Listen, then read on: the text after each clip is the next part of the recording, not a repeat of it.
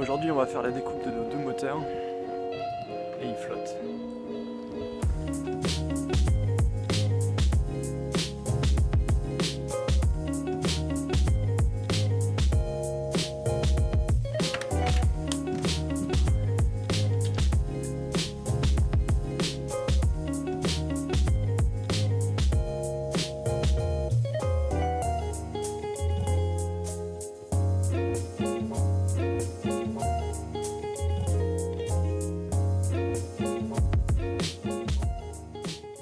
Dans la dernière vidéo, j'ai mis à feu deux moteurs.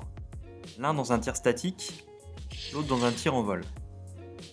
A noter que ces deux moteurs étaient parfaitement identiques. Même tuyère, même quantité de propergol et même longueur de tube. Et c'est pourquoi aujourd'hui dans cette vidéo, je n'en couperai qu'un seul des deux. Ça m'évitera des efforts inutiles. Cependant, avant de passer à la découpe, nous allons d'abord jeter un œil sur ce que l'on peut observer de l'extérieur. Et quand c'est comme ça, la première des choses à regarder, c'est le comportement des extrémités du moteur. En ce qui concerne la tuyère, on peut dire qu'elle a plutôt bien tenu et que le ciment réfractaire a correctement joué son rôle. Malheureusement, ça n'a pas été le cas pour nos bouchons en bois. En effet, sous l'effet de la pression, plusieurs fuites se sont créées et ont laissé derrière elles de grandes traces noires que l'on peut observer à l'avant des deux moteurs. Phénomène que nous allons tout de suite vérifier avec une découpe.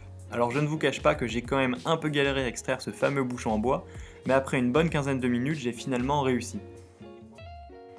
Et ce qui m'a permis de confirmer ce qu'on avait prédit juste avant, c'est qu'une fuite a bien eu lieu à l'avant des deux moteurs.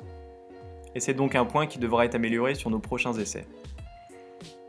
Dernière chose que j'ai aussi remarqué en faisant cette découpe, c'est que tout comme la partie divergente, la partie convergente a elle aussi très bien tenu pendant la combustion du moteur, donc vraiment positif pour cette tuyère.